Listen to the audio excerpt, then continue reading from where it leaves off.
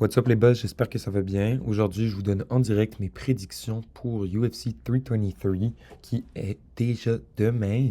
UFC 323, c'est le dernier pay-per-view de l'année et c'est aussi juste le dernier pay-per-view de tous les temps parce que la UFC a un partenariat avec Paramount Plus et maintenant ça devrait venir avec les abonnements. Avec la qualité des cartes pour le début de Paramount, je suis pas sûr si je vais prendre l'abonnement tout de suite, mais en tout cas, je suis bien content que le modèle de la UFC change pour le mieux. Sans plus attendre, commençons par mes prédictions pour les early prelims. Trois premiers combats, honnêtement, je m'en fous. C'est vraiment pas haut niveau euh, pour la UFC. Il y a des pas pires dans ces combats-là, mais quand même, overall, je m'en fous un peu. Fait que je dis ça rapidement. Je pense que Ibo Aslan, il se fait overlooked parce qu'il a perdu contre de la bonne compétition dans la UFC. Mais c'est pas une raison de prendre contre parce que son adversaire a aucun win dans la UFC, a juste un KO sur le Contender Series. Donc, underdog pick pour Ibo Aslan. Mansour Abdul Malik, je pense qu'il va gagner. Je me rappelle plus c'est contre qui s'est battu la dernière fois. Et Antonio Ciccoli, me semble c'est le boy de Mackenzie Dern. Donc, un NPC qui va perdre. Donc, Abdul Malik gagne, selon moi. Et Mohamed Naimov va gagner contre Marion Santos. Juste parce que j'ai aucune idée c'est qui ces deux gars-là, à part par leur nom. Et que Mohamed Naimov, ça me dit plus quelque chose que Marion Santos. Bon, maintenant, pour le premier combat intéressant de la soirée, on a Edson Barboza versus Jalen Turner. Jalen Turner, il fait son retour après avoir pris sa retraite après le mois d'avril plus tôt cette année. Euh, c'est quand même drôle de se dire que il a pris sa retraite et il a fait un comeback plus rapidement que beaucoup de combattants actifs dans le roster de la UFC vont s'être battus. Genre, Movsar Evloev, il s'est pas battu cette année. Jalen Turner, il s'est battu après son dernier combat et il va s'être rebattu avant son prochain combat. Donc, c'est quand même très drôle. Puis Edson Barboza, ben, une légende et un vétéran du jeu. Euh, dans les derniers combats de ces deux combattants-là, euh, ils ont vraiment pas la même trajectoire dans leur carrière. Edson Barboza, il avait vraiment pas l'air tant bon que ça contre Jakar Close. Oui, c'était pas si pire et il aurait limite pu gagner, mais je pense que c'était la bonne décision de donner la victoire à Close. Juste Barboza, on dirait qu'il avait mal, il se faisait frapper, il réagissait vraiment fort. Son visage était abîmé au bout de la première ronde. Juste, je pense qu'il est vieux, ce sport est impardonnable, puis Barboza a déjà donné énormément au sport, donc je pense que il est temps qu'il prenne sa retraite parce que Jalen Turner, il a pris sa retraite, lui, parce qu'il avait des problèmes de santé mentale. Mais s'il est de retour, espérons que c'est parce qu'il est de meilleure humeur et qu'il est juste prêt à retourner dans la cage. Et Jalen Turner, je pense qu'il est 1-4 dans ses derniers 5 combats, ce qui est outrageous. Euh, mais sa seule victoire, c'était comme un meurtre là, contre Bobby Green. Là. On voit DC in the background, là, à droite dans la photo, qui crie parce que ce stoppage était horrible. Bobby Green, il a vraiment fini sa carrière dans ce combat-là. Il n'a pas regagné depuis. Puis tu me diras Jalen Turner non plus, mais il y a un astérix à la plupart des pertes de Jalen Turner, comme Dan Hooker et Mateusz Gamrot, deux split decision loss qu'il aurait vraiment pu gagner facilement. Et sa défaite contre Bahamondes, où est-ce qu'il est simplement abandonné, et sa défaite contre Moicano, qu'il a fumble, il aurait pu gagner, puis je pense que euh, peut-être l'adrenaline dump l'a affecté. Donc, pour toutes ces raisons-là, moi, je pense que Jalen Turner va gagner ce combat-là.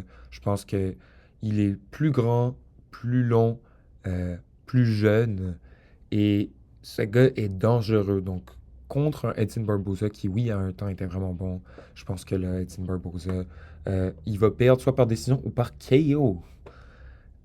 Prochain combat de la soirée, un autre bon vraiment combat là, pour les early prelims encore, ça me surprend vraiment beaucoup. Mais Marvin Vettori versus Bruno Ferreira, vraiment bon match-up. Là. Il était temps qu'il donne Marvin Vettori à un gars qui était beaucoup plus bas dans les rankings parce que Marvin Vettori est complètement washed. Bruno Ferreira, combattant intéressant aussi, short et stubby, mais vraiment une montagne de muscles ce gars-là. Alors que Marvin Vettori, mettons, c'est surtout la plupart de son poids est dans son chin. Puis, je veux dire, oui, il est lourd et impressionnant, mais quand même, il n'est pas autant athlétique que Bruno Ferreira. Dans les derniers combats que j'ai vus de ces gars-là, là, je base ma prédiction sur ça. Marvin Vettori, j'ai vu se faire complètement exploser par Jared Cannonier. Je me rappelle, je regardais ce combat-là tard le soir dans mon lit, puis c'était comme difficile de ne pas faire du bruit en regardant Marvin Vettori se faire complètement exploser.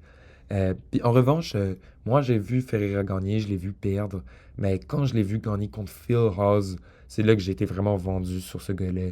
Euh, il est extrêmement puissant, extrêmement bon. J'ai même pas mis cette photo-là, mais mettons, il KO Dustin Saltzfoot par spinning back elbow. People forget, man. Bruno Ferreira, il spam les spinning back elbow, là. Ce gars, peut-être qu'il va gagner comme ça.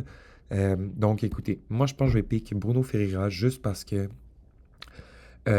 sa carrière va vers le haut pendant que la carrière de Marvin Vettori va vers le bas. Marvin Vettori, je sais plus c'est quand la dernière fois qu'il a une bonne victoire. Et même à ça, sa dernière victoire, c'est quoi? Contre Paulo Costa, ça veut rien dire, puis ça fait tellement longtemps. Je ne suis pas impressionné. Donc, Bruno Ferreira par décision ou KO. Je veux dire KO avec un astérisque parce que Marvin Vettori s'est jamais fait KO. Enfin que je verrais vraiment bien la décision s'en venir.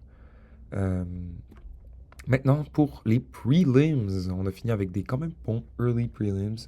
Et là, les prelims, c'est quand même aussi des vraiment bons combats. Pour commencer ça, on a Nazim Sadikov contre Fares Ziam. Un insane match-up aussi, honnêtement, je peux même pas mentir, là. Deux super bons combattants, super excitants, dans des bangers, là. Genre deux combats dans lesquels ils ont été qui m'ont fait littéralement me lever en dehors de mon siège pendant que je regardais. C'est les deux captures d'écran que j'ai mis à l'écran, là. Euh, Nazim Sadikov, je pensais qu'il était done contre Mota. Je pensais qu'il était done, là. Comme, il a mangé je sais pas combien de coups de poing. Le fait qu'il a été capable de faire un comeback et qu'il a KO Mota, moi je trouve ça insane. C'est peut-être le combat de l'année cette année. euh, avec d'autres combattants d'ailleurs qui sont là sur la carte ce soir. Mais en revanche aussi, Fares Ziam, je l'ai vu contre des vraiment, vraiment bons niveaux d'adversaires, là. Je sais que Matt Furvola, c'est pas nécessairement le elite fighter, mais c'est déjà mieux que Mota. Puis Fares Ziam, c'est pas juste son seul high-level MMA adversaire qui l'a battu. Puis regardez-moi ce highlight, là. Si vous faites juste écouter ça, là, je peux vous dire, là, Fares Ziam est debout, il saute même pas, et son genou est littéralement sur le cheekbone de Matt Furvola, alors qu'il venait de se retourner. J'ai rarement vu un KO autant brutal de ma vie. Euh, fait que moi, je vais pick Fares Ziam. Je pense qu'il va gagner par décision ou euh, par KO, honnêtement. Je veux dire que c'est pas un KO machine, mais il a du pouvoir quand même. Puis Nazim Sadikov, il a failli se faire KO dans son dernier combat, même s'il a fini par faire un comeback. Mais honnêtement, ces combats-là, ou ce combat-là est comme 50-50 selon moi. Je pense que c'est vraiment proche. Euh, Parce que c'est vraiment deux gars de bon niveau. Hey, ces gars sont même pas ranked, je réalise, là. C'est ça que je veux que les gens comprennent des fois quand ils parlent des meilleures divisions. Euh, Lightweight, c'est la meilleure division. Parce que oui, welterweight, c'est excitant, puis le top de welterweight est vraiment bon en ce moment, mais lightweight, c'est le definition de killer's row. Ces deux gars sont pas dans le top 15, mais c'est des menaces, là. Et il y en a d'autres qui sont pas dans le top 15 d'ailleurs sur cette carte-là non plus. Fait que sans plus attendre, je vais passer à Macy Barber contre Corinne Silva. Je vais dire, j'ai aucune idée c'est quoi des highlights des combats de ces deux derniers combattants-là. J'ai aucune idée qui gagnerait réellement ou pas, mais je vais juste dire en regardant leur fiche là, ou leur record. Je vais dire, je pense que Macy Barber, elle va gagner juste par le fait qu'elle s'est battue contre un plus haut niveau d'adversaire par le passé. Corinne Silva, je pense qu'elle est pas tant proven, justement. Elle me semble qu'elle a perdu son dernier combat. Donc, moi, je pense que Macy Barber, qui a beaucoup de choses à prouver après avoir pull out contre Erin Blanchfield, ben là, je vais miser sur le fait qu'elle revienne en force. Mais j'en sais rien, honnêtement. Je vais juste pick quelqu'un pour pick quelqu'un et je vais pick Macy Barber. Sinon, un autre insane unranked lightweight match-up là, dans le Best Division là encore, mais On a Terrence McKinney versus Chris Duncan. Insane match-up, honnêtement, là. Euh, Deux meurtriers, comme... euh, les odds pour que ce combat aille à la décision sont moins 1800. Fait que c'est comme... faudrait que tu mettes 2000$ pour te faire 100$, là, en gros. C'est insane, les odds, mais juste par le fait que, comme, ce combat-là... euh, j'ai même pas envie de dire que je piquerais quelqu'un juste parce que euh, je trouve que ça va être tellement excitant. Terrence McKinney, ce gars a 100% finish rate, puis c'est finish or be finished. Euh, et dans son dernier combat, Terrence McKinney, il m'a quand même impressionné contre Vyacheslav Borchev, qui est un complete bot, là, par contre. Fait que, of course, il allait se faire défoncer par McKinney, mais quand même impressionnant. J'ai vu McKinney perdre aussi beaucoup, par contre, contre Esteban Ribovic, entre autres. Ça, c'était comme le premier KO de loss de McKinney qui m'a comme vraiment marqué. Non, je dis ça, actually, c'est contre Ismaël Bonfim quand il s'est fait flying knee KO. Ça m'a marqué. Fait que j'ai vu beaucoup perdre McKinney, mais quand il gagne ou qu'il perd, c'est impressionnant. Puis regarde, il commence un dernier combat contre Santa Claus, puis il get une vraiment très bonne soumission. Mais en revanche, Duncan, il sort de son combat contre Mateusz Rambetsky, puis ce gars-là, c'est comme un de mes favorite unranked lightweights. Maintenant qu'Orlobay n'est plus dans les lightweights, comme je pense que c'est quand même facile de dire que c'est Rebecca mon favorite unranked lightweight. Puis dans son combat contre Chris Duncan, c'était un war, là. On voit pas le visage de Chris Duncan parce que je voulais au moins mettre un highlight où est-ce qu'on voit Chris Duncan. Il a fait quelque chose pour gagner, mais vous pouvez vous imaginer si vous regardez la vidéo et que vous faites pas juste écouter que comme il y a le visage de Rebecca qui est complètement explosé, mais Duncan, c'était à peine mieux. Mais quand même impressionnant, Duncan, il a vraiment un bon finishing potential. Un des seuls gars qui get des guillotines in high level MMA. Donc c'est quand même impressionnant. Il est énorme, ce mec aussi, là. Rebecca et Duncan. Ben déjà, même juste Rebecca, il a l'air énorme pour lightweight. Je trouve que Duncan, il avait comme pas dwarf, là, mais ça paraissait là, il était plus gros que Rebecca. Donc, c'est extrêmement impressionnant. Et regarde, pour toutes ces raisons-là, pour la différence d'adversaire, pour la différence de dominance euh, et de difficulté à avoir une victoire, je vais pick Chris Duncan. Est-ce qu'il pourrait se faire finish? 100%. Mais je vais juste aller avec le gars qui a eu des meilleures victoires contre des meilleurs adversaires dans les derniers temps. Euh, Puis je le verrais gagner par KO décision contre Terence McKinney, qui a un questionable chin, ou probablement plus par soumission. Mais je le verrais autant se faire KO. Donc donnez-moi Chris Duncan par finish. Prochain combat, un autre lightweight unranked banger. C'est ça, le Grant Dawson, il est pas ranked, là. Euh, cette division est insane, là. Grant Dawson, The Missing Link, là, à un moment donné, il disait qu'il allait battre Islam Makhachev, mais il a eu un petit bump dans son road. Puis Manuel Torres coming off a good win. Manuel Torres a complètement défoncé Drew Dober dans le dernier combat. Mais Drew Dober est complètement cooked. Il a gagné contre Prepolek, mais juste parce qu'il gagnait. Euh, Juste parce qu'il a donné un coup de pied dans les parties intimes. Et avant ça, il perdait plutôt. C'est ça que je veux dire. Euh, donc, Drew Dober, il m'impressionne vraiment pas. Mais néanmoins, Manuel Torres, il a complètement défoncé euh, Drew Dober. Mais en revanche, Grant Dawson, oui, ce gars, il s'est fait KO par Bobby Green. Qu'on a vu dans le highlight contre Jalen Turner, là, plutôt dans la vidéo.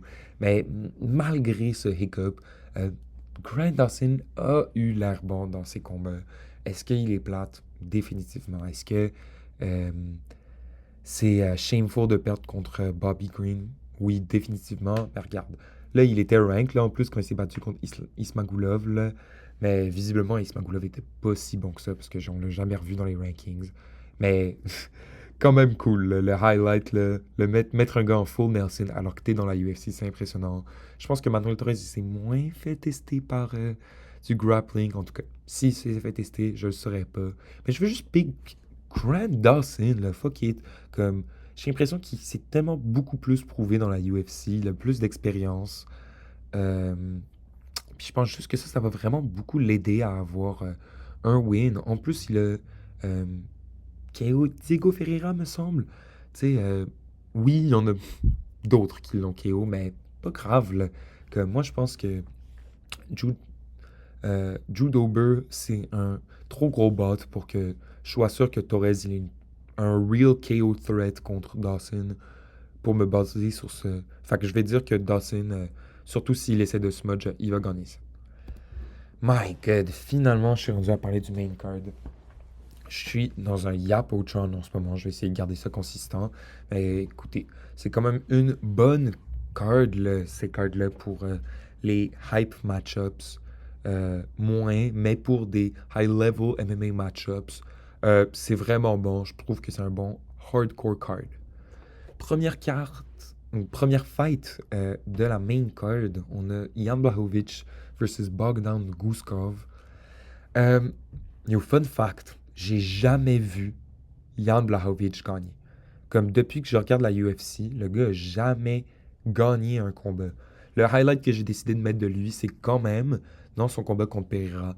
C'était un split decision. Genre, il aurait pu gagner ce combat-là, mais il a complètement gas out. Donc, je pense qu'il a perdu quand même, mais c'était vraiment impressionnant. Moi, j'avais vraiment peur, là, moi qui voulais que Pereira gagne, de voir Blachowicz manhandle Pereira comme ça, get sur son back, body triangle fermé, euh, landing elbows. Il a essayé de lock un rear naked choke, il n'a pas réussi. Euh, mais il a perdu. Alors que Bogdan Guskov, là, j'ai mis le highlight de lui qui KO Nikita Krylov cold. Puis, est-ce que c'est impressionnant KO Nikita Krylov? Non. Mais on a vu euh, Bogdankov être sur un 4-fight KO win streak. Puis, son seul loss dans la UFC, c'est son début contre Volkan Ozdemir par soumission. C'est bien le genre de truc que je suis prêt à excuser. Surtout quand après, t'es sur un 4-fight KO streak. Fait que pour ces raisons-là, moi, je vais pick Bogdan Guskov. Je pensais que Blachowicz, il allait pouvoir gagner contre Oberg. Puis il y a plein de gens qui disent qu'il aurait low qui pu gagner. Non, moi, je suis pas d'accord. Genre, j'ai vu le combat, puis Blachowicz, il a fait quelque chose, genre 30 secondes proche de la fin. Ok, il a bougé un peu, mais le gars, il est fat-footed. Puis il a perdu toute la ronde, à part peut-être les 30 dernières secondes. Donc, tu peux steal des rounds en MMA, mais quand même, il faut que le sport ait du sens. Donc, pour toutes ces raisons-là, ben, je vais pick Bogdan Guskov pour gagner par KO ou par décision, juste parce que, à part un unk ce soir, je pense que la plupart des unks sont cooked. Euh, L'âge, c'est pas un truc qui va t'aider, à part pour gagner de l'expérience, surtout quand t'es vieux, t'as plus d'expérience, mais ton corps va pas nécessairement suivre. Donc, Guskov par KO décision. Sinon, un autre hunk que je pense y est cooked, spoilers, mais pour Henry Cejudo contre Peyton Talbot, je pense que c'est un random ass matchmaking. Clairement, il voulait juste propulser Peyton Talbot dans les rankings, puis ben, vu qu'il est populaire, il lui donne une grosse fight. Et Henry Cejudo, ben, il a l'occasion de prendre sa retraite sur un dernier combattant contre qui il aurait plus de chances de gagner. Bon, ben, parce qu'au moins, il n'est pas dans les rankings. Je veux dire, est-ce que tu peux vraiment te plaindre de ça? Fun fact, j'ai jamais vu Henry Cejudo gagner non plus dans la UFC en live. Depuis que j'ai commencé à aller checker la UFC, il était retraité, il est revenu, il a perdu. J'ai quand même mis un highlight de son combat contre Aljo où est-ce que, ben, il est en bonne position. Il a vraiment pas fait si pire que ça contre le champ, mais c'était sûr là, qu'il perdait. Puis ben là, il a 3 fights consécutifs qu'il a perdu. Est-ce que c'est tout contre de la bonne compétition? Oui. Mais là, moi, mes points que je veux soulever par rapport à Peyton Talbot, c'est que oui, il est 1-2, ou 1-1 in his last two, parce qu'en fait, il est 2-1 in his last three, et qu'il a perdu contre Ronnie Barcelos plus tôt cette année, alors que c'était un gros favorite. Et il l'a perdu parce qu'il s'est fait wrestle. Et Henry Cejudo, oui, il est bon pour wrestle, mais Peyton Talbot, son combat d'après contre Felipe Lima, il a complètement mog Felipe Lima.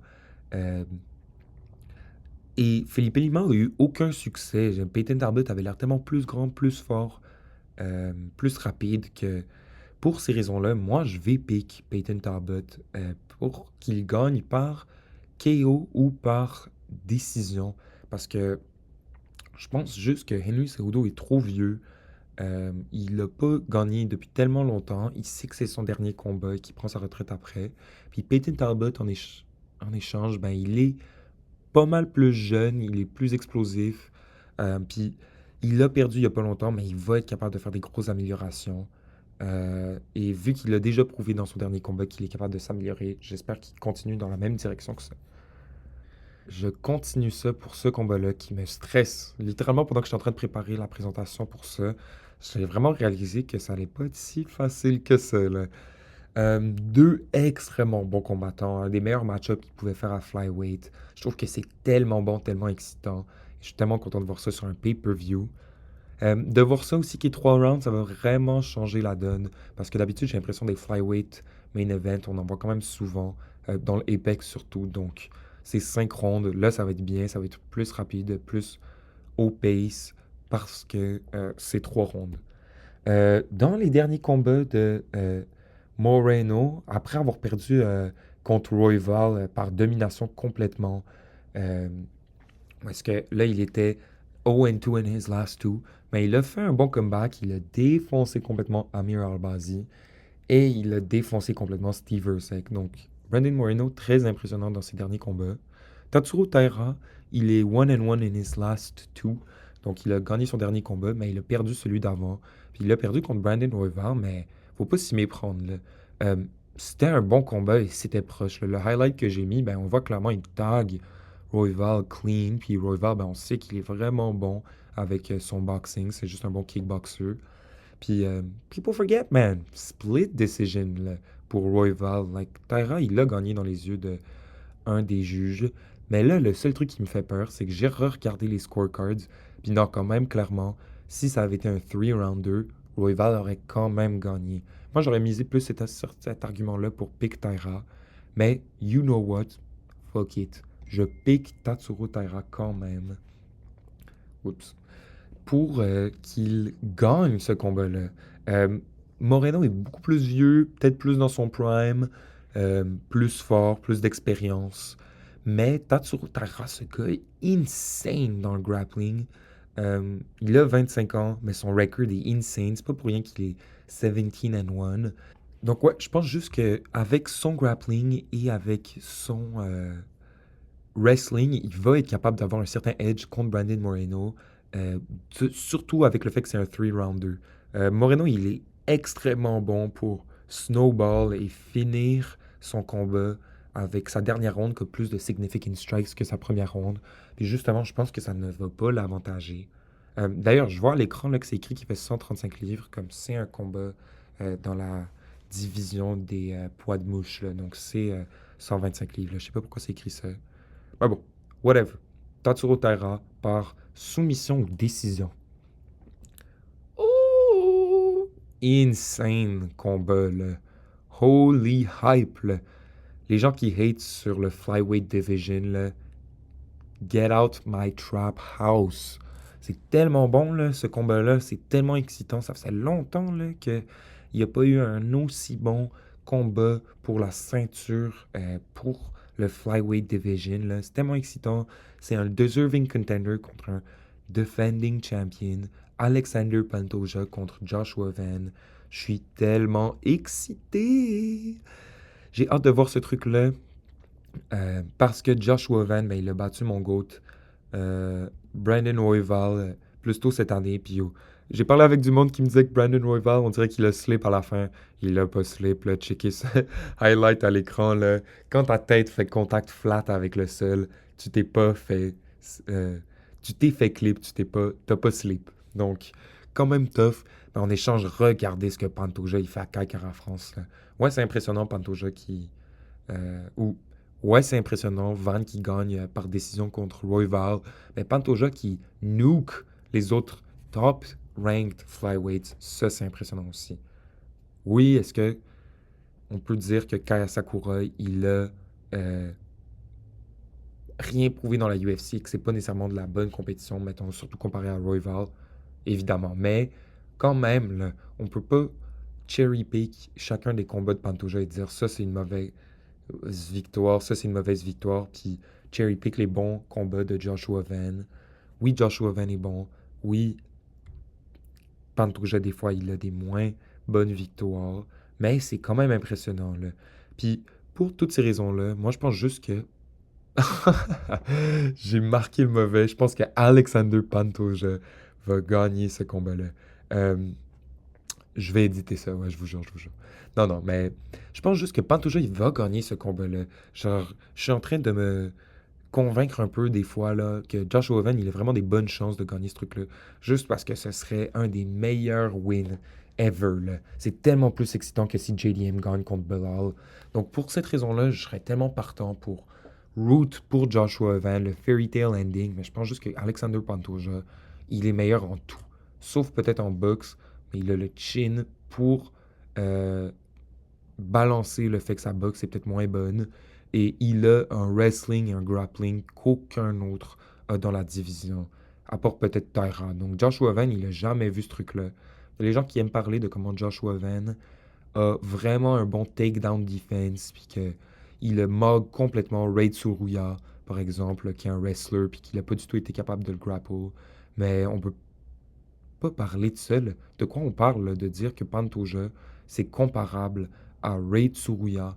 Ça n'a aucun rapport. Donc, moi, je pense que il faut prendre son pic pour cette fight par la logique, you know? Comme, oui, un fairy tale ending pourrait arriver, mais moi, je vais juste décider d'avoir confiance en la logique, d'avoir confiance dans le bon sens, puis je vais pick Pantoja par soumission de décision.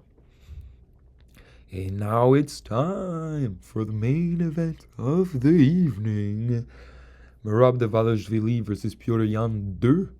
Yo, excitant, mais pas tant que ça. Genre, oui, Merab, il est rendu à spam des title defense dans des rematchs. Est-ce que c'est méga excitant? Non, mais c'est 10 fois plus excitant que Merab contre O'Malley 2. Parce que Merab, là, il come off des bons wins, là. Piotr Jan est sur un 3-fight win streak. Le highlight que j'ai décidé de mettre de lui, c'était son highlight de Davidson Figueiredo, où il a gagné par unanimous 50-45. Alors que moi, je pensais que Figueiredo avait une chance de gagner parce qu'il était encore sur un win streak à l'époque. Donc très, très, très, très impressionnant. Euh, il a eu l'occasion de s'améliorer. Puis en comparaison, mettons, Merab, dans ses derniers combats, ben, lui aussi continue à s'améliorer. Fait que c'est super impressionnant, mettons, de voir ce qu'il a été capable de faire à Corey Sandhagen, qui est censé être le Beakers and Test Tube guy, you know, le gars qui a comme du striking scientifique. Puis là, contre Merab, ben, il s'est fait complètement mog, là. Il a failli se faire KO par Merab, alors que c'était censé être le moins bon euh, striker. Puis justement, Corey Sandhagen, sa seule chance de gagner, c'était par KO. Puis là, il manque de se faire KO. Fait que ça, c'est vraiment, vraiment pas bon signe. Mais écoutez, ce combat-là s'est déjà passé une fois. On sait ce qui s'est passé la première fois. Fait que moi, je veux juste aller vers le Bantamweight GOAT, là, encore une fois. Je pense que ce serait stupide de pas le prendre, là. Je pense que c'est beaucoup, beaucoup moins sûr que si, contre Corey Sandhagen, c'était un complete lock. OK. Je pense que là, on aurait pas le même niveau, par contre Piotr Jan. Parce que, bon, ben, Piotr Jan est meilleur que Sandhagen. Il a des meilleurs derniers combats. Il est plus dominant. Il est cool. Tu sais, je peux au moins avouer ça. Mais je veux aussi juste dire que Piotr Jan, c'est un des most overrated fighters de la UFC. Comme le gars est cool, mais c'est que Merab, il a get 2 finishes depuis le dernier finish de Piotr Jan. Fait que même l'idée de se dire que Piotr Jan, il a une chance de KO Merab, je pense que c'est pas tant là que ça. Est-ce que ça fait peur? Oui, mais pas vraiment. Fait que bon, je pense que ça fait le tour de tous les combats, là. Vraiment, je suis heureux de m'avoir écouté. Je suis content d'avoir pu sortir mes prédictions d'avance. Merci aux boss qui écoutent ces vidéos-là. Yo, for real, si vous vous rendez là, vous devez laisser un comment pour hate sur un fighter dans la vidéo. Ou me dire qu'est-ce que vous en pensez. Qu'est-ce que vous êtes d'accord, qu'est-ce que vous n'êtes pas d'accord. Puis yo, ça va être tout pour moi. On se revoit la semaine prochaine pour les derniers picks de l'année, ou probablement même, en fait, mes réactions à l'event avant ça. Alright, ciao, peace!